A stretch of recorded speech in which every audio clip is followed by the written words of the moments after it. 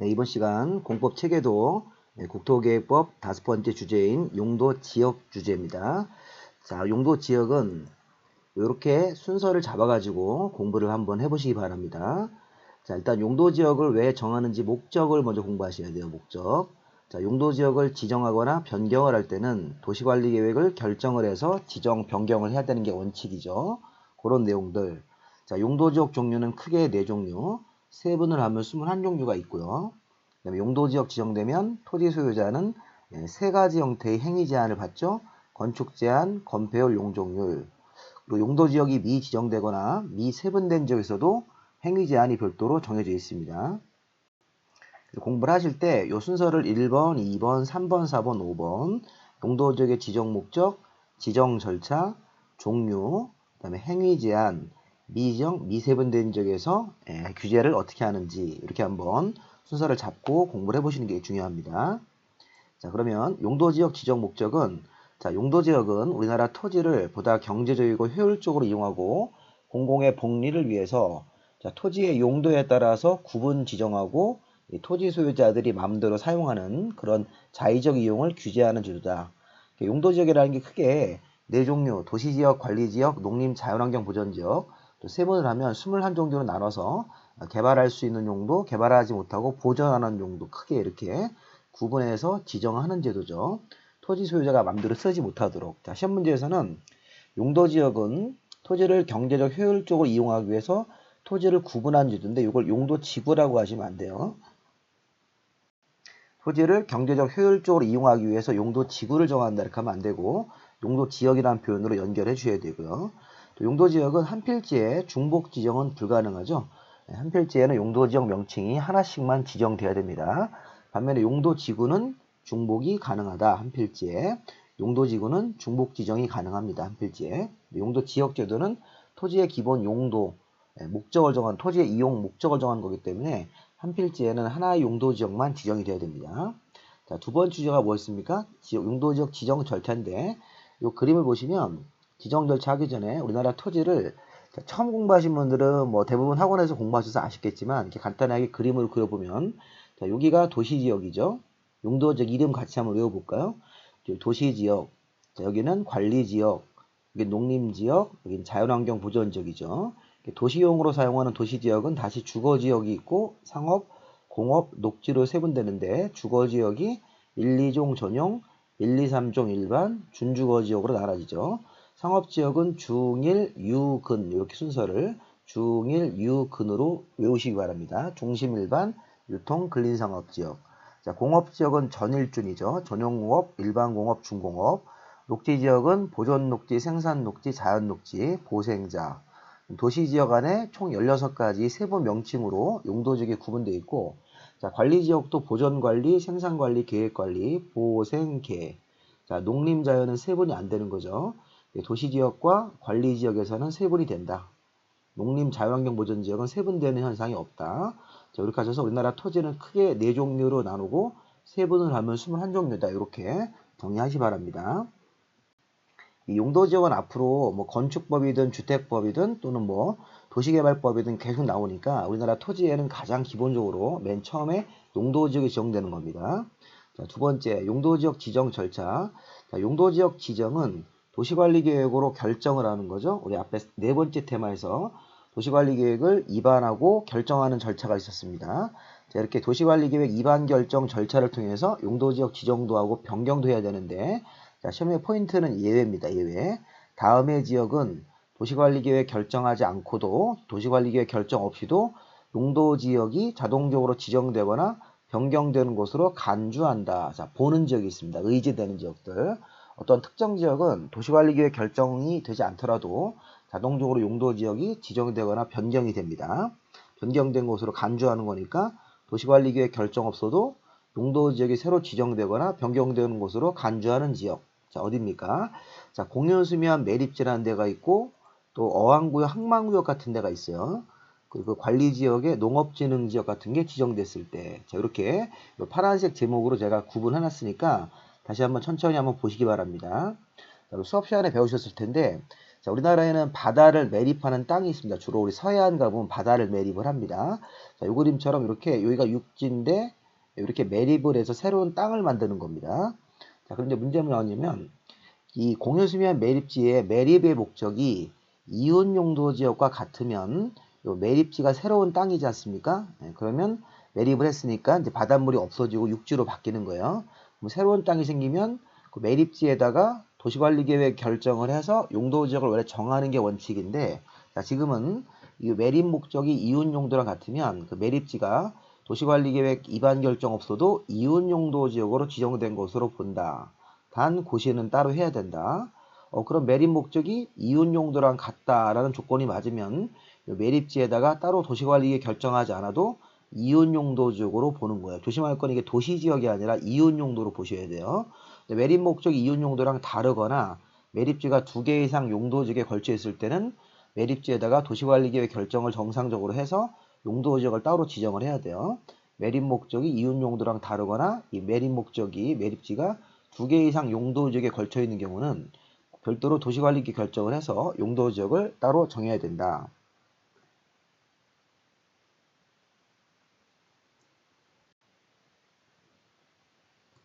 자, 우선 이 내용을 이제 그림으로 좀 간단히 그려보겠습니다.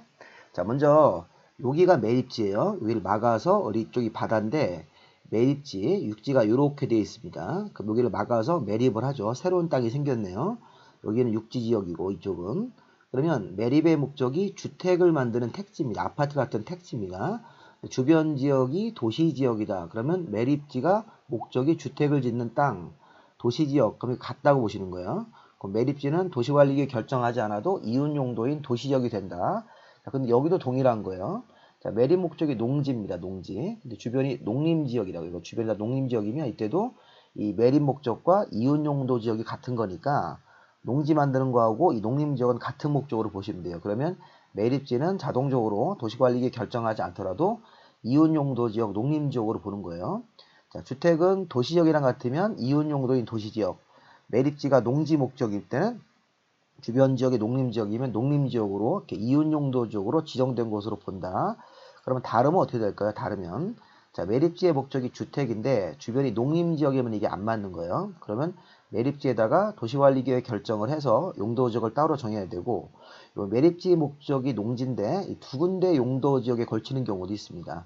자, 매립 목적이 농지면 이 부분은 여기 걸치는 부분들은 이 부분은 농지와 농림이 같은데 밑에 부분은 도시지역 있지 않습니까? 그럼 매립지가 2군데 용도지역 걸쳐 있을 때도 도시관리계획을 결정을 해서 용도지역을 따로 지정을 해주셔야 되는 거예요. 그래서 이 그림을 잘 보시면서 이거 천천히 잘 생각을 해보셔야 됩니다. 공유수면 매립 목적이 주택을 짓는 땅이네. 그러면 주변이 도시지역이면 같으면 이웃 용도지역으로 지정된 곳으로 본다. 이웃 용도. 농지다. 매립 목적이 주변에 농림지역이면 이것도 같은 거예요. 그럼 이웃 용도인 농림지역으로 지정된 곳으로 보는 겁니다. 매립 목적이 서로 다르거나 2군데 용도 지역에 걸쳐 있을 때는 매립지에다가 도시관리계획을 따로 결정을 해서 용도 지역을 별도로 지정을 해야 된다. 그렇게 보시기 바랍니다. 자, 하나 더 있어요. 자, 어항구역 같은 것들이 지정된 장소. 자, 조심할 게 여러분들이 자, 바닷가에다가 어항구역을 정하고 바닷가에다가 항만구역을 정합니다. 자, 우리나라는 국가가 공장 세울 때는 국가산업단지라는 명칭을 정하고 지방자치단체가 공장 세울 때는 일반산업단지, 도시첨단산업단지라는 걸 해요. 또 아파트 개발할 때는 택지개발지구라는 땅을 조성을 하고 발전소 같은 거 지을 때는 전원개발 사업구역이라는 걸 정합니다. 자, 일단 요거는 좀 5개로 암기하시는데 이렇게 해보세요. 어항, 전국택, 어항, 전국택 이렇게 5가지 명칭을 먼저 정리를 하셔야 돼요. 어항, 전국택, 어항구역, 항만구역, 국가산업단지, 택지개발지구, 전원개발사업구역. 자, 이런 명칭이 용도지역 위에 지정되면 무조건 도시지역으로 결정고시가 된 것으로 본다요. 아까 우리 공유수면 매립지는 이웃용도랑 같으면 이웃용도지역으로 본다고 하셔야 돼요. 근데 이 어항 전국택이 지정고시가 된 토지는 자동적으로 도시관리 결정하지 않고도 도시지역으로 결정고시가 된 것으로 본다. 주의사항이 있습니다. 어항구역, 항만구역은 반드시 도시지역에 연접하셔야 돼요. 국가산업, 택지개발지구, 전원개발사업구역은 연접이란 말이 필요 없는데 이 어항구역, 항만구역은 지정고시가 된 장소가 도시지역에 연접해야 된다. 자, 국가산업, 일반산업단지, 택지개발지구, 전원개발사업구역은 연접할 필요가 없습니다. 걔네들은. 자, 요 1번만 어항구역, 항만구역 지정된 장소가 도시지역하고 붙어 있을 때 그 해당 어항구역이 기존 용도지역은 없어지고 도시지역으로 자동적으로 결정고시가 된 것으로 본다. 국가산업단지가 지정되면 기존 용도지역은 없어지고 자동적으로 도시관리계획 결정하지 않더라도 도시지역으로 결정고시가 된 것으로 본다. 자, 전원개발사업구역도 그렇고요. 자, 전원개발사업구역 할 때는 수력이나 송변전설비는 또 빼고 해야 됩니다. 수력발전소를 위한 전원개발사업구역은 도시지역으로 결정된 것으로 보지 않습니다. 이건 참고로 보시고, 자, 요 뒤에 보시면 관리지역에 농업진흥지역 들어갔을 때는 또 농림지역으로, 관리지역에 보전산지가 들어갔을 때는 농림 또는 자연환경보전적으로 자동적으로 결정고시가 된 것으로 본다. 자, 요 내용을 제가 한번 그림으로 한번 좀 그려봤습니다. 자, 설명을 한번 잘 들어보십시오. 자, 우리 어항 전국 택이 있네요. 자, 어항구역, 항만구역, 국가산업단지나 일반산업단지, 자, 택지개발지구, 전원개발사구역이 기존 용도지역에 지정되는 거예요. 요 분홍색 용도지역, 도시지역, 여기는 자연환경보전지역이네요. 여기 농림지역이고. 자, 그러면 보십시오. 자, 여기가 자연환경보전지역이에요. 근데 거기에 어항구역이 지정됐고 이 어항구역이 도시지역하고 붙어 있습니다. 지금 붙어 있다고 보시면 돼요. 다시 한번. 원래 땅이 자연환경보전지역인데 어항구역이라는 명칭을 정한 거예요. 이렇게.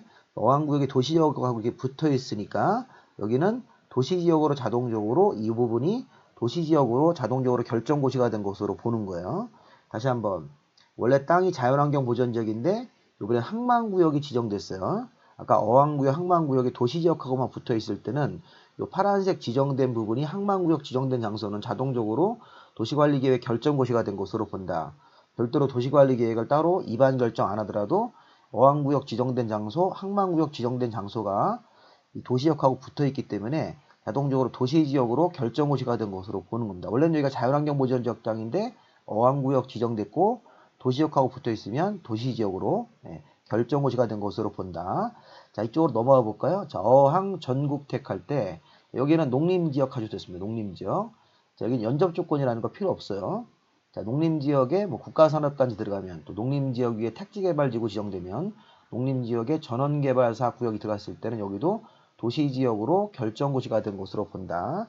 자, 우리 어항 전국택이 이런 자연환경보전지역이나 이런 농림지역이 지정됐을 때 기존 용도지역은 없어지고 도시지역으로 결정고시가 된 것으로 본다. 자, 항상 우리 머릿속에 공유수면 매립지는 이웃용도지역으로 지정된 것으로 보는 거예요.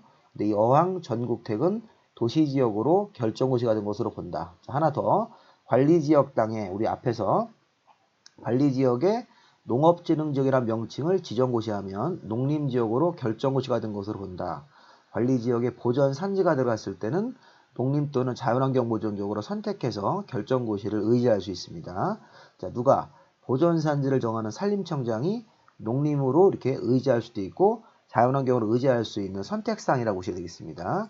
자, 여기 보십시오. 이거는 관리지역에 이렇게 관리지역이라고 한정을 하셔야 돼요. 관리지역에 농업진흥지역 들어가면 농림지역으로 결정고시를 의지하고 또 관리지역 땅에 보전산지가 들어갔을 때는 농림 또는 자연환경보전적으로 결정고시가 된 것으로 본다.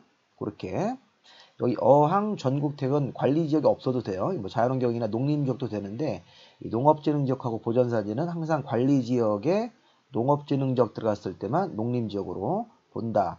관리지역 땅에 보전산지가 지정된 이 장소는 농림 또는 자연환경보전적으로 결정고시가 된 것으로 본다. 그래서 우리 이 내용이 한마디로 뭐예요? 도시관리계획 결정하지 않더라도 공유수면 매립지는 이웃용도적으로 본다. 도시관리계획 결정하지 않더라도 어항 전국택이 지정된 장소는 도시지역으로 결정고시가 된 것으로 본다. 또 관리지역에 농업진흥지역 들어갔을 때는 도시관리계획 결정하지 않더라도 농림지역으로 결정고시가 된 것으로 본 거고 관리지역에 보전산지가 들어갔을 때는 농림 또는 자연환경보전적으로 결정고시가 된 것으로 본다. 요거 이해를 하셔야 돼요. 이해를 하셔야지 나중에 암기가 되실 거예요. 자, 그 다음에 세 번째로 가볼까요? 자, 우리 용도지역의 종류. 자, 이 두 번째 파트에서 우리가 용도지역을 지정하는 절차를 봤고 예외를 봤습니다. 자, 용도지역 종류는 크게 4종류, 세분하면 21종류죠. 도시, 관리, 농림, 자연인데 도시지역은 주, 상, 공, 녹 나누고 주거지역이 1, 2종 전용, 1, 2, 3종 일반, 준주거. 상업지역은 중1, 유, 근 외우실 때 중학교 1학년 되면 근육이 생긴다 이렇게 외우는 거죠. 중1, 근유, 중1, 유근, 중학교 1학년 되면 근육이 생긴다. 자, 공업지역은 전일준. 자, 전일준인데 여기 사람 이름 같죠? 중학교 1학년 걔 이름이 전일준.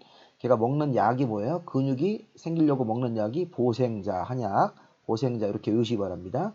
중1, 유근, 전일준, 보생자, 보생께. 예, 중학교 1학년 되면 근육이 생긴다. 근육 많이 생기려고 먹는 사람이 전일준이라는 애가 여기 보생자라는 약을 먹고 운동을 한다. 그래서 여기 보생자라는 약이 비싸서 만든 개가 보생개. 그 명칭 외우시는 거는 제가 수업 시간에 한번 해드렸으니까 뭐 그리고 또 대부분 다 외우셨을 테니까요. 그렇게 외워보시기 바랍니다. 주거지역 6개, 상업지역 중1륙은, 공업지역 전일준, 녹지지역 보생자, 관리지역은 보생개. 자, 농림자연은 세부는 안 되는 거죠. 자, 그 다음 자, 우리 주거지역에서 1종, 2종 조형주거지역의 특징이 뭡니까? 1종 조형주거는 단독주택 중심의 양호한, 자, 2종 전용은 공동주택 중심의 양호한 주거환경 보호. 자, 일반 주거는 3종까지 있으니까 저층, 중층, 중고층 주택 중심의 편리한 이렇게 기본 특징들을 좀 잡으셔야 되겠습니다.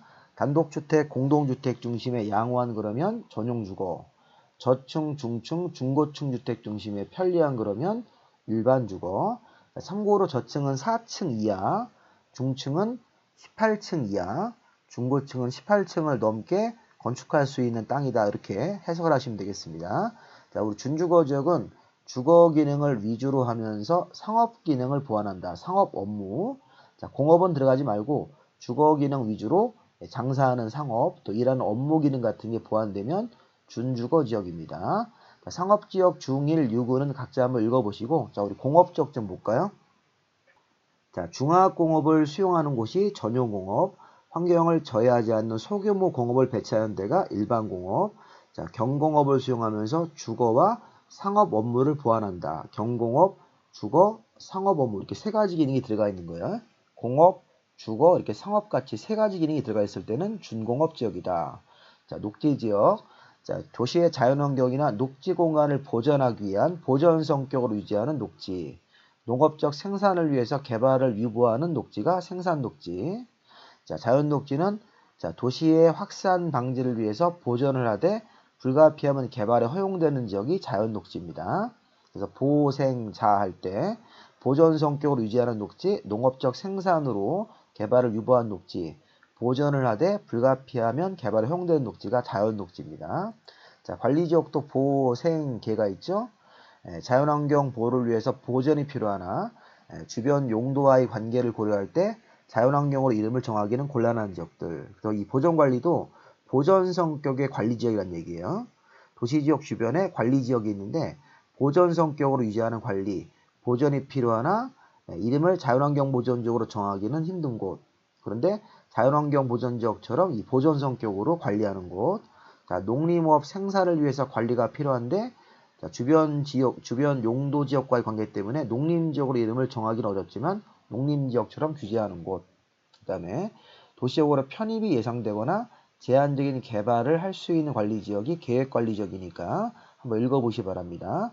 자, 농림지역, 자, 농지법상 농업진흥지역, 또 산지관리법상 보전산지 등으로 개발하기 어려운 농지, 개발하기 어려운 임야 이런 것들을 모아서 우리가 농림지역이라고 다시 한번 정의를 하시면 되겠습니다.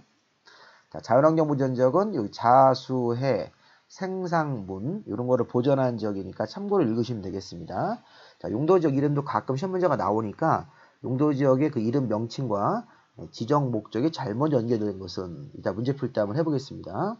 자, 네 번째, 자, 용도지역의 행위 제한. 자, 용도지역 지정되면 용도지역의 토지 소유자는 건물을 신축할 때 건물의 종류 제한인 용도 제한 받고, 자, 우리 건축 제한, 이 용도 제한이라는 게 건물의 종류를 제한하는 거예요. 아파트는 안 되는데 뭐 연립은 된다 이런 형태로, 어떤 건물은 되는데 어떤 건물은 안 된다. 건물의 종류를 제한하는 게 건축 제한이고, 자, 건폐율은 이 건축 면적이라는 크기를 유지하는 거고, 용적률은 이 건물 위로 올라가는 연면적 규제 같은 것들을 하는 건데, 자, 여러분들이 아실 거는, 자, 용도지역에서 행위 제한 그러면 항상 건물을 신축하는 행위할 때 받는 세 가지 제한이라고 해석하셔야 돼요. 용도지역에서 행위 제한 그러면 건축 제한, 건폐율 제한, 용적률 제한 이렇게 얘기를 하시는 거예요. 그럼 이제 건축 제한은 이 그림처럼 여기가 일종 전용주거지역 땅일 때 뭐 단독주택이나 뭐 연립주택, 상가, 하나 더 추가하면 초등학교 이런 것들은 가능한데 대학교라든가 병원, 아파트 같은 것들은 안 된다. 이렇게 일종 전용주거지역에서 안 되는 건물들이 있다는 거예요. 그런 개념이 건축 제한이에요. 이 사파를 보면서 일종 전용주거는 단독주택 중심의 양호한 주거환경이니까 단독주택은 되고 연립주택까지도 돼요. 예외적으로. 상가도 되고 초중고등학교는 되는데 대학교, 그 다음에 병원 이런 것들은 안 된다는 겁니다. 자, 이 내용이 바로 여기 바로 나오는데, 자, 이거 보면, 읽어보면 굉장히 많으니까 좀 어려운데, 중요한 부분만 눈으로 읽으시면 돼요. 자, 일종 전용주거지역 안에서는 아까 우리 용도지역 중에서 21가지가 있는데, 이게 맨 첫 번째, 일종 전용주거지역에서는 건축 제한을 처리할 때 여기 대통령령 71조 표가 있습니다. 표. 요 표에 따라서 할 수 있는 건물이 나열되어 있는 거예요. 이 표에 없는 건물들은 건축할 수 없다 이렇게 해석하시는 겁니다. 자, 그게 원칙이에요. 일종 전용주거든 뭐 이종 전용주거든 건축할 수 있는 건물 이렇게 표가 있습니다. 그럼 이 표를 해석해 보면 어떤 건물은 되고 어떤 건물은 건축이 안 된다는 걸 알 수 있다는 거예요, 우리가.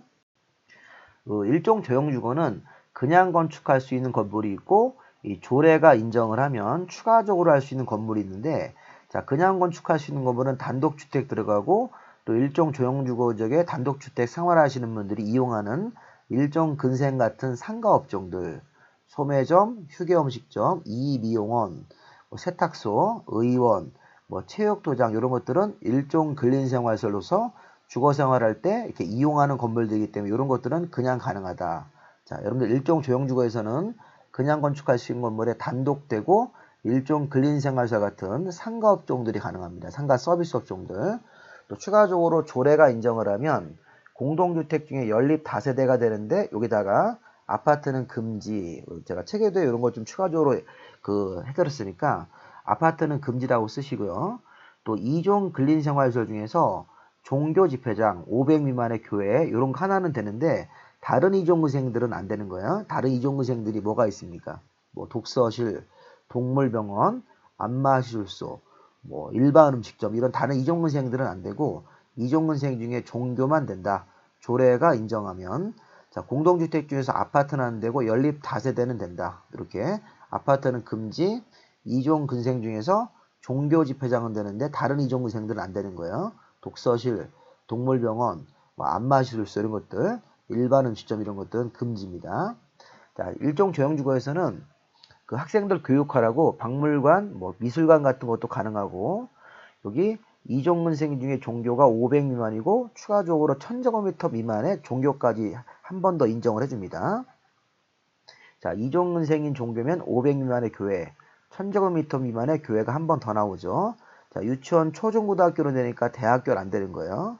자, 노유자시설, 주차장까지는 된다. 그럼 우리 앞에 그림에서 일종 조용주거에서 아파트 안 되고 병원 안 되죠. 이런 거. 대학교 안 됩니다. 초등학교, 중학교, 고등학교는 유치원, 초중고는 이 조례가 인정함을 할 수 있다.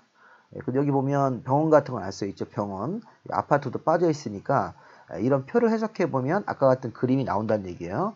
근데 이거는 굉장히 좀 어려운 부분입니다. 일종 전용주거지역의 표를 보고 나서 이종 전용표, 또 일종 일반표 계속 공부를 해야 되는데 너무 많으니까 이런 거는 공부하기 어려우니까 맨 앞에 있는 일종 조용주거지역 읽어보시고 맨 뒤에 자연환경 보전지역에서 건축할 수 있는 건물 이렇게 두 개의 표만 공부를 좀 해주시 바랍니다.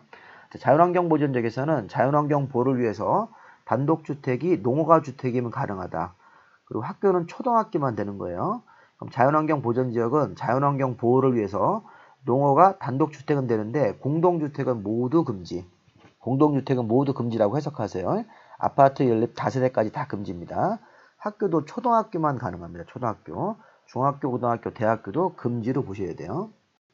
그리고 이제 조례가 인정을 하면 일종근생 중에 소매점, 지역자치센터, 이종근생 중에 500 미만의 교회인 종교집회장, 추가적으로 종교시설, 지목이 종교일 때, 그다음에 양어시설, 양식장 같은 거, 공공하수, 국방군사, 발전소, 묘지 이렇게.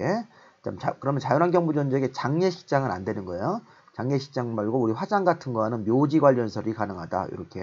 자연환경부 전적에 의료시설도 안 되네요. 의료시설 안 써 있습니다. 양식장, 공공하수 처리, 국방군사, 발전소는 되지만 의료시설, 숙박시설, 아니면 장례식장 같은 것들은 묘지 관련 시설이 아니고 별도로 있는 장례식장 같은 것들은 안 되는 겁니다. 자연환경부 전적에서 할 수 있는 건물, 일종 조형주거지에서 할 수 있는 건물들을 한번 이렇게 읽어보시기 바랍니다.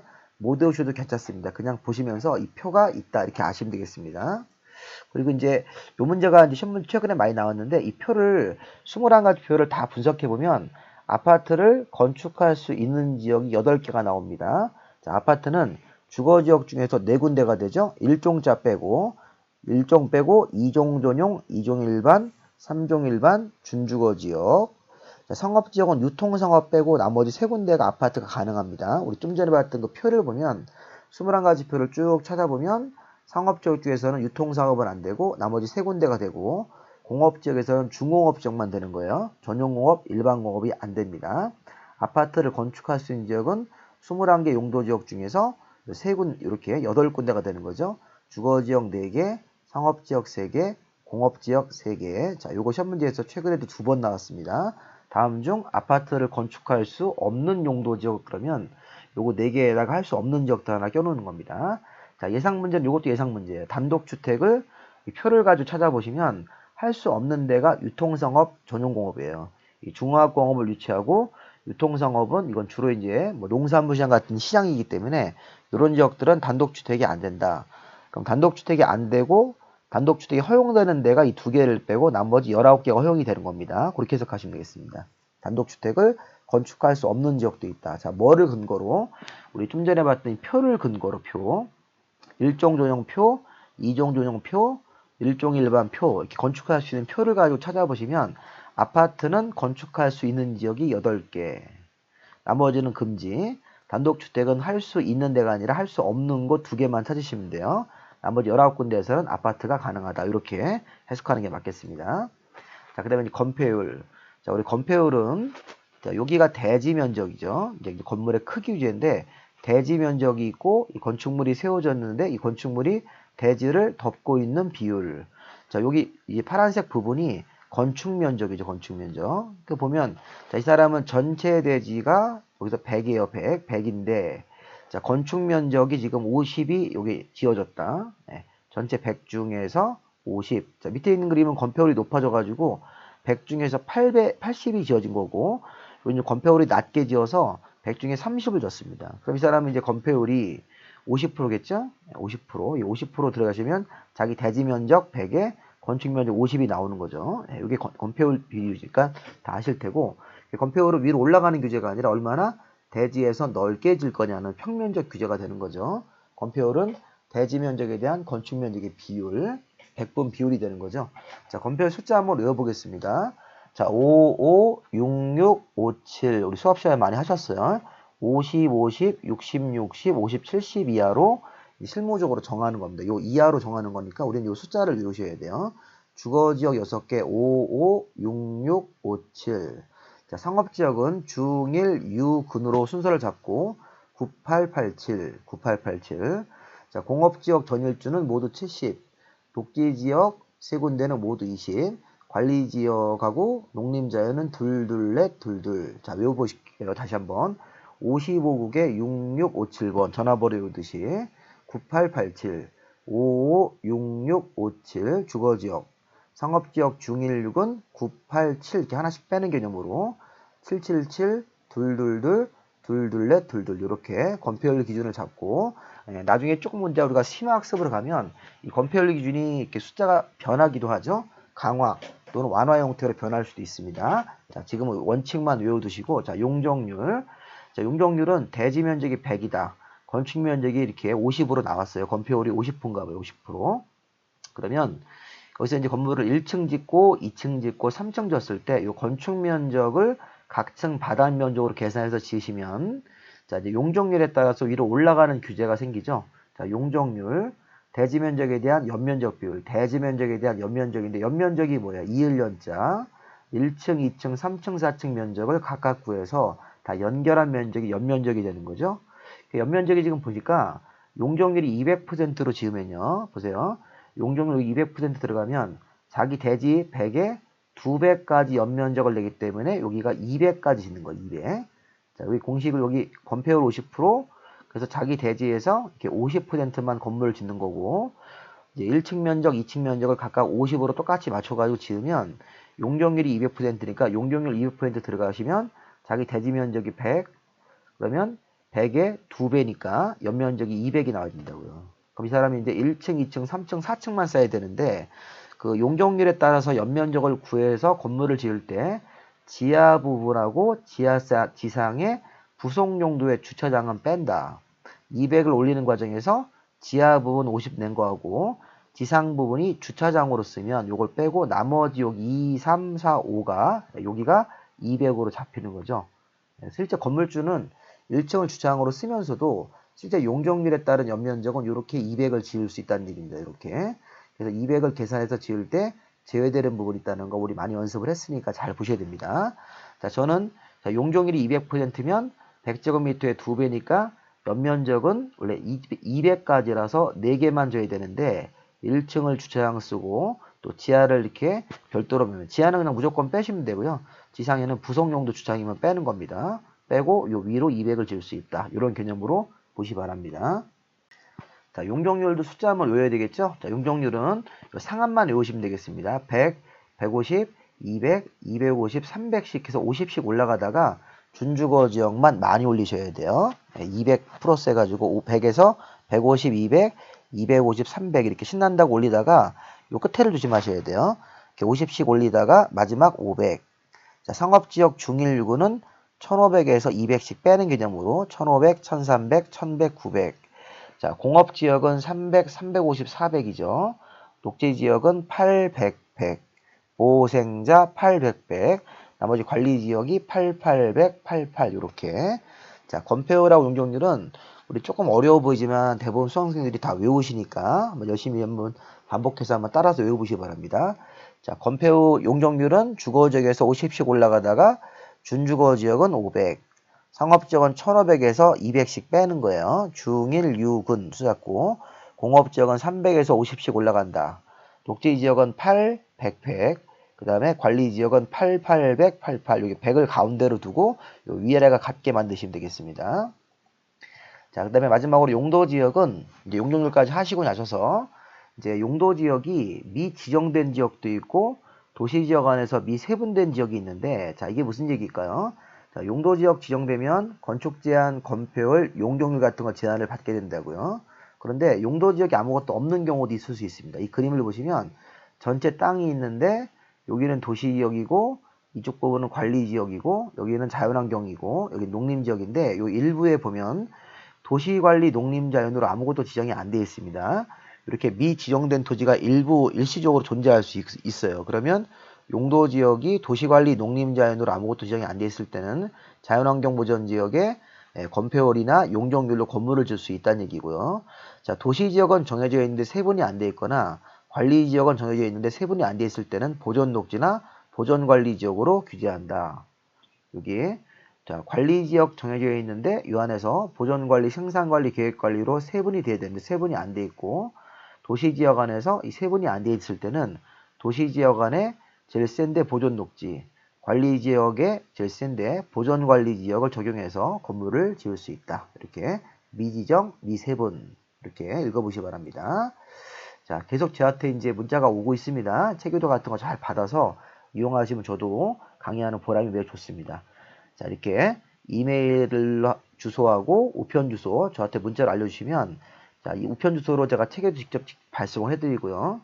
이메일 주소로 공법 문제자료 같은 거 보내드리도록 하겠습니다. 열심히 공부하셔가지고 좋은 결과를 얻어야 되겠습니다. 자, 긴 시간 수고하셨습니다.